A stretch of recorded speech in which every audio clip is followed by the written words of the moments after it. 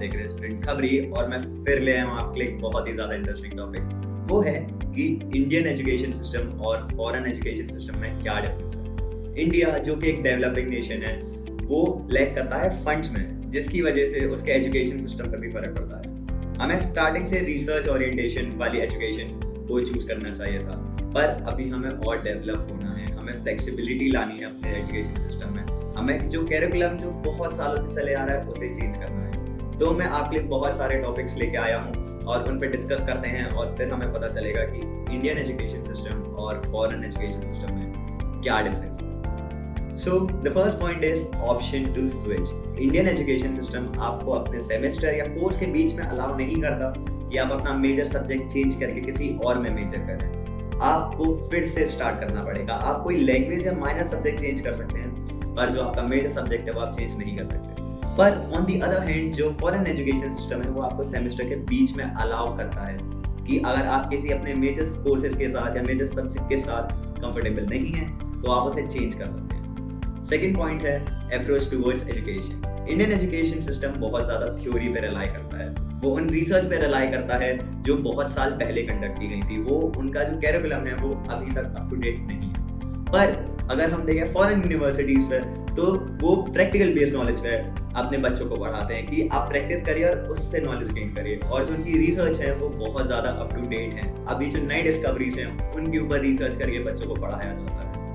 Third point है research initiative. Research initiative का मतलब है कि कौन सी गवर्नमेंट यूनिवर्सिटीज़ या कौन सी यूनिवर्सिटीज़ इंडिया में रिसर्च कैसे करती है। इंडिया में जो गवर्नमेंट है वो फंड अलाउ करता है, पर इतने भी नहीं करता कि आप हर साल रिसर्च कर सकें या बहुत फ्रीक्वेंटली रिसर्च कर सकें। इसकी वजह से जो हमारा एजुकेशन सिस्टम है वो बहुत ज़्यादा जो रिसर्च है जो पहले हुई हैं उस पर रिलाई करता है, वो रिसर्च पे नहीं जो अभी हुई है, क्योंकि फंड्स है नहीं तो नई रिसर्च कंडक्ट करने में प्रॉब्लम आती है। पर फॉरेन यूनिवर्सिटीज़ फंड होती हैं बड़ी बड़ी कंपनी से, माइक्रोसॉफ्ट, गूगल, और उसकी वजह से वो अपने साइंटिस्ट से रिसर्च करवाती रहती हैं बार बार, और उसकी वजह से जो उनका कैरिकुलम है उसमें बहुत ज़्यादा नई रिसर्च होती है, नई डिस्कवरीज होती हैं। So the fourth point is exposure. Indian student और इंडियन यूनिवर्सिटीज़ बहुत ज़्यादा अपने आप को इंटरनेशनलाइज नहीं कर पाई हैं। इसकी वजह से वो जो बाहर के बच्चे हैं जो इंडिया में आके पढ़ना चाहते हैं वो नहीं आ पाते, क्योंकि एजुकेशन सिस्टम इतना लायबल नहीं है इंडिया का अभी।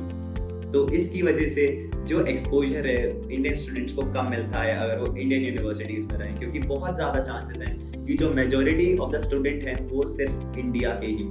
पर फॉरेन यूनिवर्सिटीज़ के साथ रिसर्च अच्छी है, करिकुलम अच्छा है, उनके पास जॉब अपॉर्चुनिटीज़ बहुत अच्छी हैं, तो इसकी वजह से वो अदर कंट्रीज़ के लोगों को भी अट्रैक्ट करती हैं अपनी यूनिवर्सिटीज़ की तरफ। So the next point is courses options. तो जो इंडियन यूनिवर्सिटीज़ हैं बहुत ज़्यादा एजुकेशनल कोर्सेज प्रोवाइड करवाती हैं, ऐसे कोर्सेज जिसमें एजुकेशन बहुत ज़्यादा, थ्योरी बहुत ज़्यादा हो। वो कोर्सेज बहुत कम यूनिवर्सिटीज़ इंडिया में प्रोवाइड करवाती हैं जिसमें प्रैक्टिकल नॉलेज ज़्यादा इन्वॉल्व हो।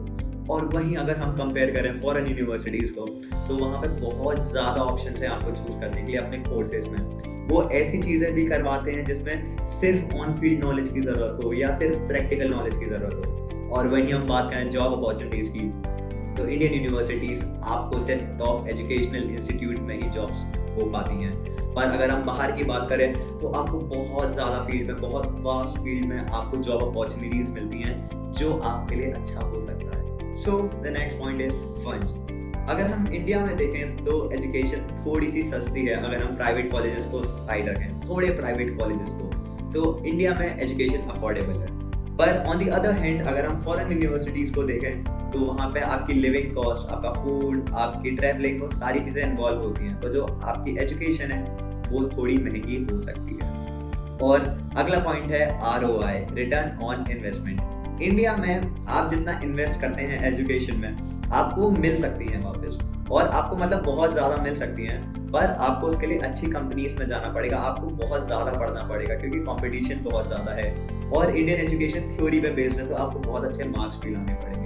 ऑन दी अदर हैंड जो फॉरेन एजुकेशन सिस्टम है वो प्रैक्टिकल नॉलेज प्रोवाइड करवाता है, उसकी वजह से आपको जो एक्सपोजर है वो बहुत अच्छा मिल जाता है। तो उसमें आप अगर अच्छी कंपनीज में भी नहीं जा पाए पर आपको वो बहुत अच्छा एक्सपीरियंस प्रोवाइड करता है जिससे आप अपने करियर को एक किक स्टार्ट दे सकते हैं। और द लास्ट है स्कॉलरशिप। इंडियन स्कॉलरशिप्स या फिर इंडियन एजुकेशन सिस्टम में मिलने वाली स्कॉलरशिप्स आपको बहुत लिमिटेड होती हैं, आपको बहुत अच्छे मार्क्स स्कोर करने पड़ेंगे, उसके बाद आपको स्कॉलरशिप मिलती है। पर जो फॉरेन यूनिवर्सिटीज़ हैं उसमें बहुत सारे क्राइटेरियाज होते हैं, जो पेपर्स होते हैं, जिनके बेसिस पे आपको स्कॉलरशिप मिल सकती है।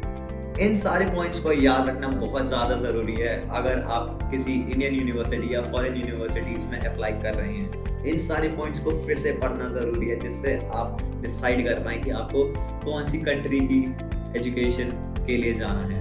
और अगर आपको ऐसी ही वीडियोस देखना पसंद है तो आप स्टूडेंट खबरी को फॉलो करिए, लाइक करिए, सब्सक्राइब करिए एंड शेयर करिए, क्योंकि हम आपके लिए ऐसी वीडियोस लाते रहते हैं। मैं हूं वर्जन, साइनिंग ऑफ।